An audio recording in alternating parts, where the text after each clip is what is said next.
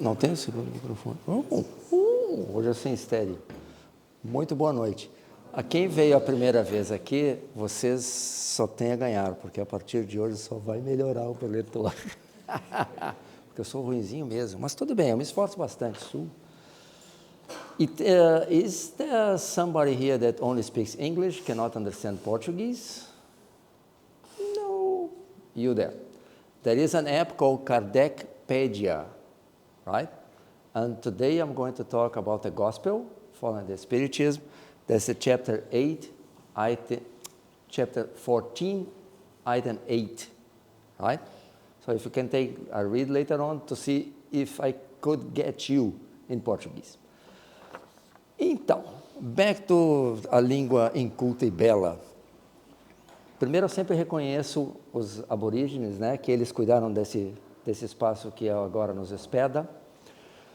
Eu sempre acho interessante esse lance, né? Eles vieram antes que a gente, tomaram conta desse espaço e nos deram esse espaço tão bonito para a gente morar, né? Porque hoje nós vamos falar da parentela, né? A parentela é a família, mas Kardec usa essa palavra que tem no dicionário brasileiro mesmo, né? A parentela, porque ele faz uma separação que daqui a pouco eu vou explicar. E quando a gente fala de família, a gente sempre pensa em pai e mãe, né? Então, eles vieram antes que a gente, avós e avós, né? Vieram antes que a gente, gerando essas pessoas que nós somos hoje.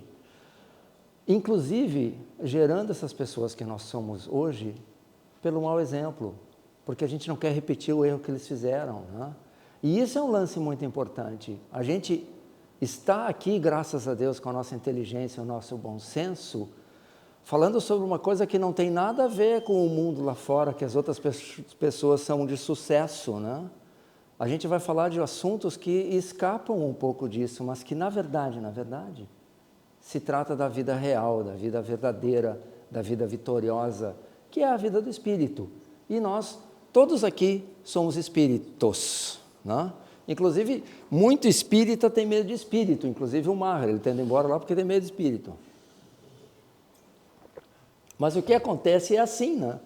Quando a gente entra em algum lugar qualquer, entrou um espírito ali, porque sou eu. Tá? Casualmente, esse espírito está enfiado dentro dessa carne, que é o meu corpo. Que, aliás, a gente tem que cuidar bem dele, porque ele é o templo do corpo, né? Como disse aquele menino, o tal de Jesus. Então, nossos antepassados. Hoje nós vamos falar do capítulo 14, item 8, a parentela corporal e a parentela espiritual. Primeira coisa, por favor, leiam o capítulo. Eu não falei para ele ler em inglês, porque, afinal, né, a gente vai ter uma certa divergência aí de entendimento. Mas, por favor, leiam, porque eu vou falar a minha impressão, eu vou falar o meu ponto de vista, eu vou falar aquilo que me chamou a atenção, que pode ser diferente para vocês, e graças a Deus será, porque vocês são diferentes do que eu, graças a Deus, né? Isso prova a evolução da espécie humana, não é verdade? Né? Então, por favor, leiam o capítulo. Aliás, leia, é sensacional. Aliás, larga o papel. Eu estava vindo para cá, num trânsito bonito lá de Brisbane, aquela coisa agradável, escutando um programa de rádio da ABC chamado Conversations, que é muito interessante para melhorar o meu inglês.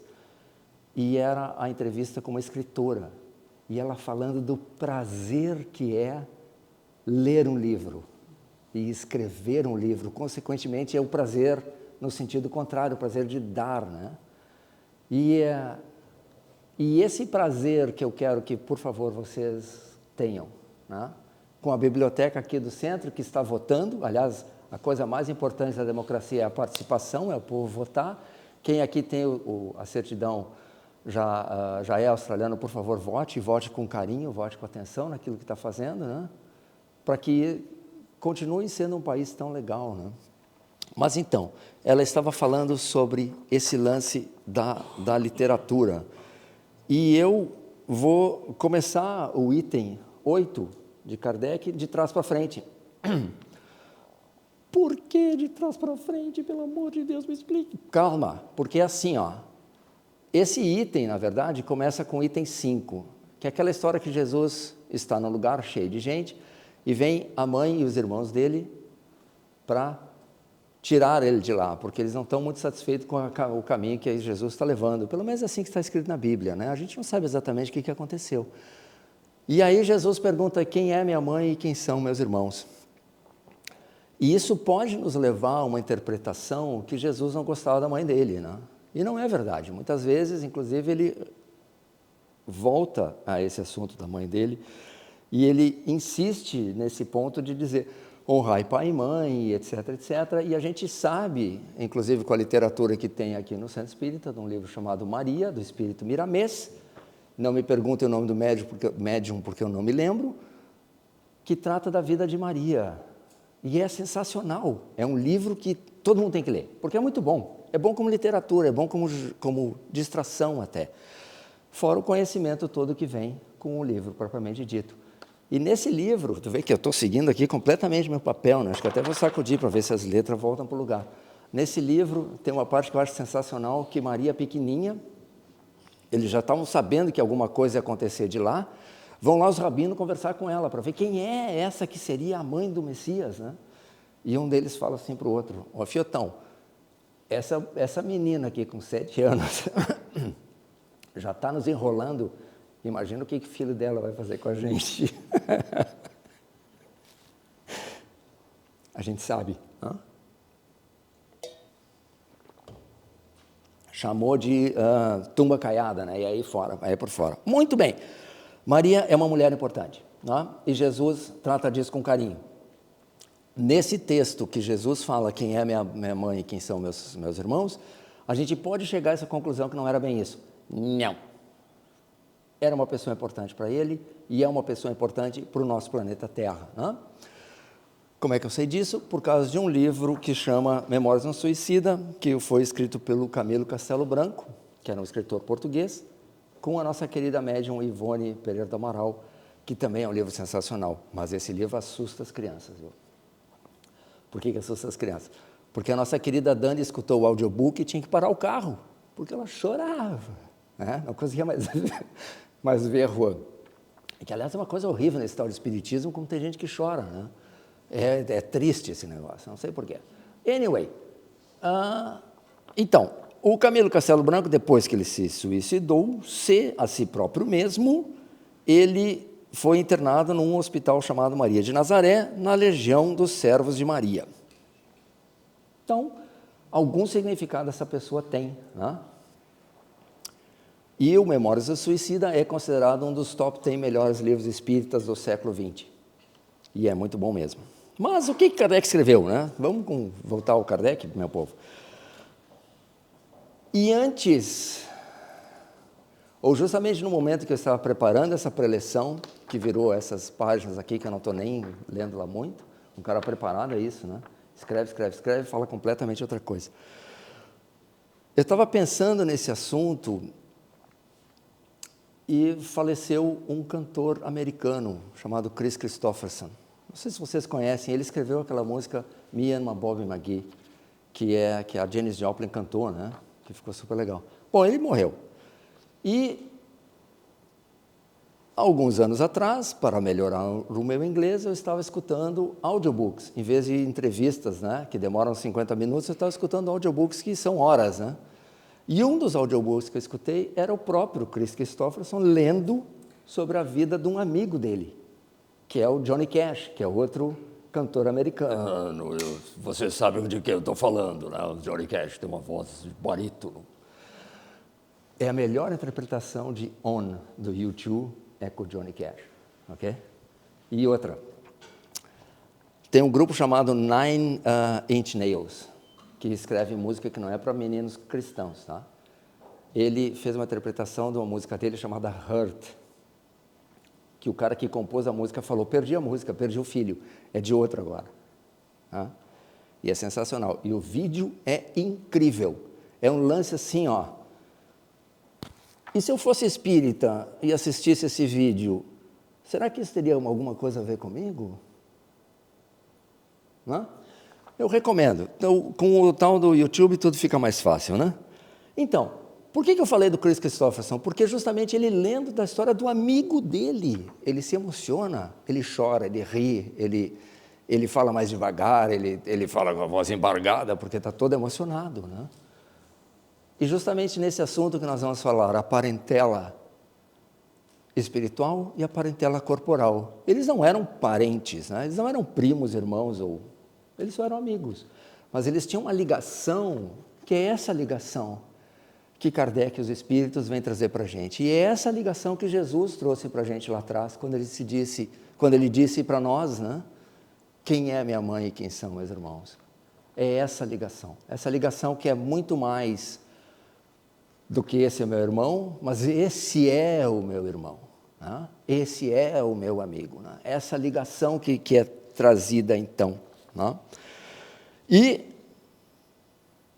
é isso que Kardec escreve então, dessa ligação que se forma entre os espíritos, né? Entre os espíritos, que é maior do que a ligação consanguínea, né? Porque a gente sabe o que acontece com a gente, né? Na verdade, Kardec quer dizer também, aquele velho, quando eu era criancinha, sempre vinha alguém e vinha dizer essa frase científica, né? Motivadora, vai procurar tua turma, né?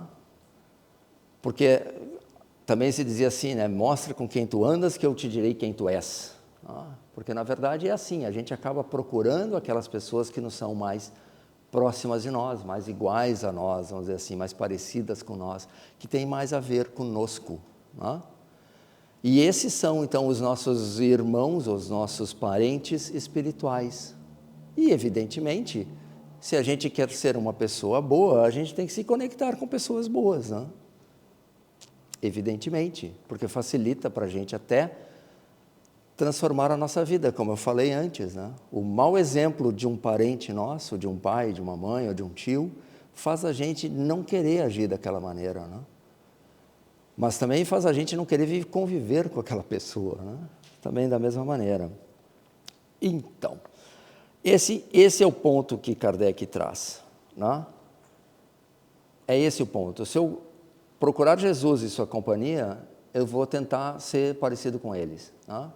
E também, se eu procurar Jesus e sua companhia, é porque que eu penso dessa maneira.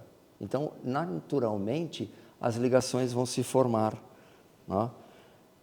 Mas isso não explica o que acontece com as famílias, por que as pessoas nascem aqui e lá, né? Porque a gente sabe que muitas vezes é assim, né? Tem um irmão que o pai não gosta, tem um filho que o pai não gosta, né? Ou tem um filho que quer gostar do pai, mas não consegue. Tem uma relação que muitas vezes é assim, né? Não é imediatamente nasceu, pumba, amor, né? Quando a criancinha é pequenininha, tudo bem, mas quando começa a chegar na adolescência, fica um pouco diferente algumas vezes, né? E isso tem uma razão de ser. Aliás, tudo tem uma razão de ser, tudo, né? Por que tudo tem uma razão de ser? Porque nós somos filhos da criação, né? Nós somos filhos da criação, Jesus amado. Português é ótimo. Nós somos criaturas da criação, melhorou? Não. Nós somos filhos da perfeição, nós somos filhos do amor infinito, nós somos filhos da misericórdia infinita, não? E se nós somos filhos do amor e da misericórdia infinitas, as coisas que nos acontecem são por amor e por misericórdia. Então, se a gente é colocado numa família, qualquer que seja ela, foi por amor e foi por misericórdia, não? E aí alguém vai me dizer assim, mas a minha família era difícil. E eu vou dizer, sim, Harvard é uma universidade também bastante difícil. Tu tem que estudar bastante, não? E se tu tem que estudar bastante, tu vai aprender bastante. Ah, mas a minha família é difícil. Meus parabéns, você está fazendo um doutorado, não? Você vai chegar logo na evolução mais rápida, não? Porque, por misericórdia, a frase que Jesus disse foi a seguinte, ó, Deus não só dá o frio conforme o cobertor, né? Só que ele disse isso em sânscrito, então traduzindo de uma maneira diferente. Mas esse é o ponto, Deus dá o frio conforme o cobertor. Deus dá o problema conforme o tamanho que a gente consegue carregar esse problema, né? Minha família é um problema, meus parabéns. É a sua oportunidade de dar o seu testemunho, de brilhar nessa situação e mostrar quão bom tu é. Quão bem tu está entendendo a lei de Deus. certo? Mas, então, evidentemente que nas famílias normalmente nascem pessoas, porque não sei se vocês observaram, ao momento que eu entrei no ônibus com as 2 melancias aqui, ó. Eu não sei se vocês observaram, a vida lá fora é bastante difícil, é bastante complicada, é tudo isso que é, né? Esses grilos todos, esses perrengues, toda essa confusão desgraçada, né? Mas, para suportar tudo isso, normalmente a gente vem com a nossa turma que nos ajuda, né? Então, normalmente, as pessoas vêm numa mesma família com pessoas que se entendem, que já têm uma simpatia. Então, os espíritos vêm juntos, na mesma, como se diz em australiano, na mesma vibe, né? na mesma onda. Né? Quer dizer, os amigos nascem juntos, vêm juntos, na mesma casa, na mesma família. Né? Isso é normalmente o que acontece. Mas, de novo, sempre tem um que não dá certo, né? Tem sempre um que... minha mãe era um diabo, né? Minha mãe, pelo amor de Deus, né? Era um horror. Por que é assim? Porque também, algumas vezes, a gente vem ao mundo justamente com essa função. Essa era a grande tarefa, fora todas as outras, né? Mas essa era a grande tarefa, se acertar com aquela uma pessoa, entrar em paz com ela. Entender que todo mundo é diferente. E se todo mundo é diferente, desculpe a lógica, todo mundo é diferente. Então, evidentemente, que ele vai comer aqui alface com sal e ela ali vai comer alface com açúcar. E qual é o problema? E o pessoal de origem japonesa come melancia com sal. E se a gente diz para um coitado no australiano que no Brasil se come abacate como sobremesa, eles têm um negócio. Eles pedem para morrer. Abacate se come no Brasil como sobremesa, com leite e açúcar, ou limão e açúcar. Tá? Tu fala isso para um australiano para ver o que acontece. Os pés pulam de dentro do sapato. Tá? E é verdade, é isso.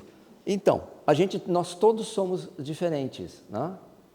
E talvez a gente esteja encarnado numa família onde papai é um vilão, para justamente entender isso. Para justamente ensinar para ele, com a nossa mágoa, com o jeito dele, que ele está agindo errado. Não? Who knows? Porque cada um de nós é uma história diferente.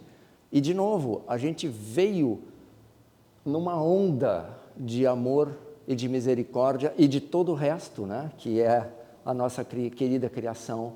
Então, quando vem nesse roteiro escrito por uma Jeanette Claire, né? Da vida, Jeanette Claire, para quem não sabe, é uma grande roteirista das novelas da Globo, vai vendo. Quando vem esse roteiro para a gente, vem tudo certo, tudo era como era para ser. Né? A gente é que tem que fazer o circo começar a rodar, a gente é que tem que fazer a bicicleta continuar andando, né? A gente é que tem que fazer a coisa acontecer. Né? E por isso eu agradeço a vocês que estão aqui hoje, pensando nesse assunto, discutindo trazendo isso à tona, essa discussão de só um pouquinho, né? Só um pouquinho. O que é importante na vida da gente? Né? O que eu vou levar dessa vida? Esse tipo de discussão, né? Certo? E se a gente não precisa também gostar do sujeito amar e levar para casa, mas pelo menos não dizer assim, beleza, está certo. Não? Então, antes eu tinha um relógio, mas o gato comeu, está lá votando o relógio, né? Então tem que olhar assim. Então, a gente tem que se lembrar disso, né? Muitas vezes, o fato de que uma família tem 4 irmãos e um desses irmãos é completamente diferente dos outros, e um desses irmãos não entende a mãe, que toda a vizinhança acha que é a santa, né? Todo mundo gosta da fulana, da Dona Maria, menos o filho, número 2 lá, ele não gosta. Por que isso acontece? E isso o Espiritismo vem nos explicar, né? Justamente pela pluralidade das encarnações. A gente não sabe o que a gente fez, ou o que Dona Maria fez, antes de ela virar essa Dona Maria quase santa, que todo mundo gosta. Né? A gente não sabe o que ela fez para aquele fulaninho, que não conseguiu perdoar. E talvez a função da vida deles hoje seja ele arriar esse mochilão de ódio, né? O mochilão arria um mochilão de ódio, deixa esse ódio para trás, e ela de entender o jeito dele, né? Ele é apenas um sujeito que é diferente dos outros 3, e é diferente do jeito que a gente leva a vida. E qual é o problema? Porque, afinal, todos nós somos diferentes, né? E alguns de nós comem abacate com açúcar. Vai vendo. Né? Então, a ciência, quando a ciência fala, ou seja, a sociologia, né, fala família, eles dizem família, atualmente é uma coisa que está mostrando a transformação social do nosso mundo. Né? Porque antes a família era constituída, bonita palavra, né? A família é constituída no ato do matrimônio. E hoje em dia a gente casa para ter o visto, né?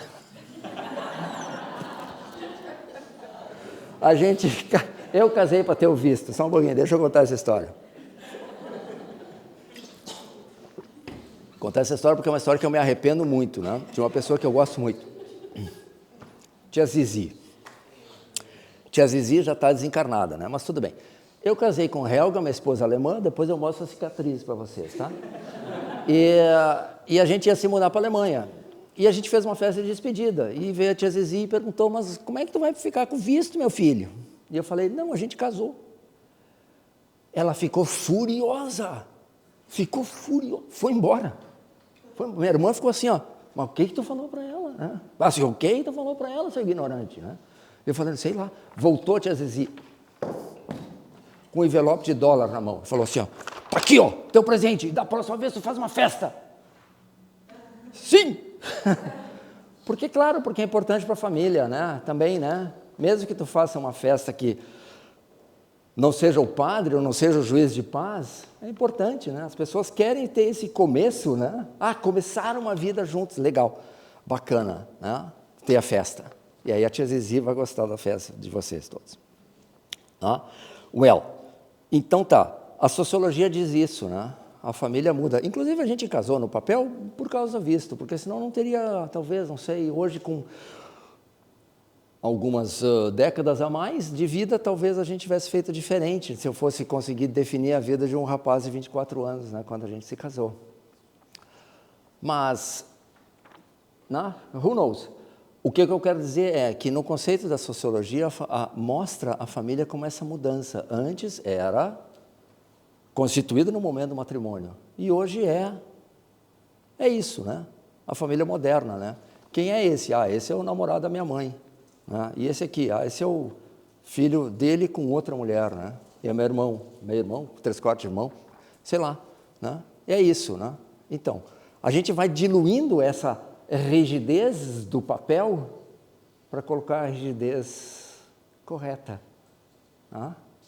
A rigidez de dizer as pessoas que se dão bem, que se amam, merecem se amar. Né? Porque o amor é uma flor tão rara, né? Que quando ela nasce, a gente tem que deixar brotar, a gente tem que deixá-la crescer, né? Do jeito que ela for, do jeito que ele for, o amor. Né? Inclusive, Kardec pergunta no Livro dos Espíritos se o casamento, dessa definição que a gente acaba de falar, entre 2 seres. Ele não fala entre um homem e uma mulher.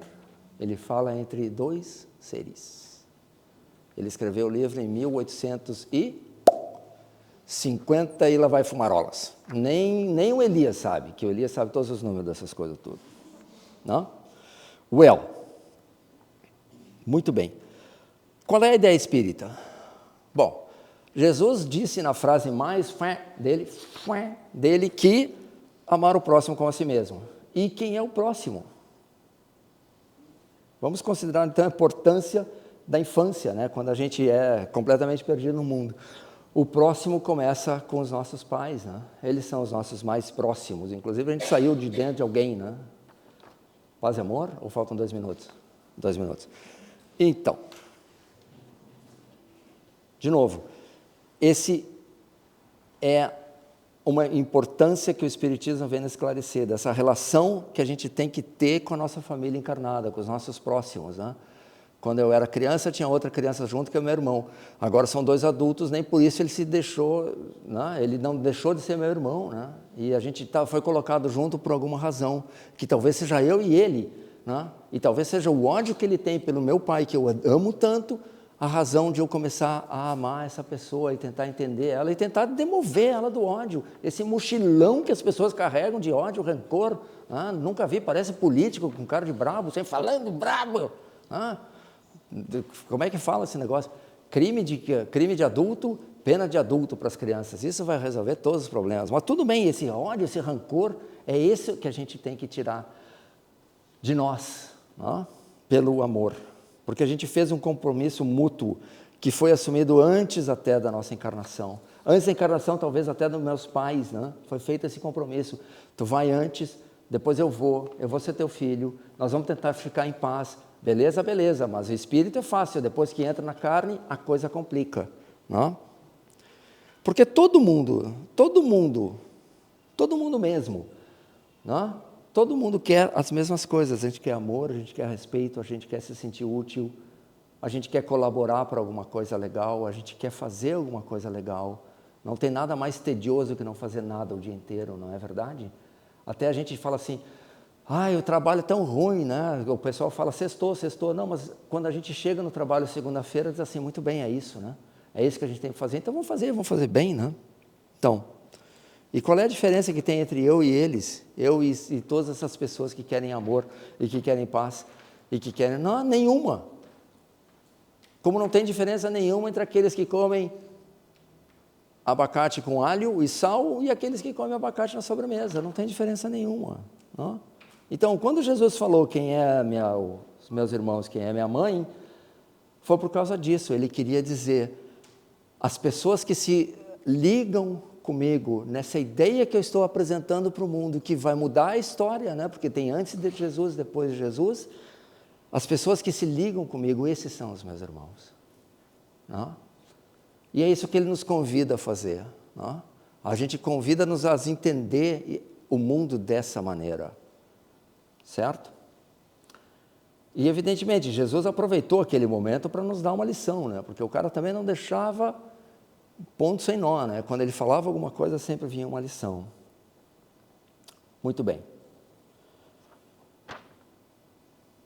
Então, para terminar a coisa toda, porque eu já passei do tempo, já que Jesus falou depois muito bem da mãe dele, né? E como ela é muito importante para nós, especialmente para os suicidas, e quem aqui já não se suicidou em outra vida, por favor, não faça isso de novo, mas acho que fomos todos nós, consciente ou inconscientemente. Então vamos elevar os nossos pensamentos numa prece, agradecendo, dizendo assim, Ave Maria, cheia de graça, o Senhor é convosco.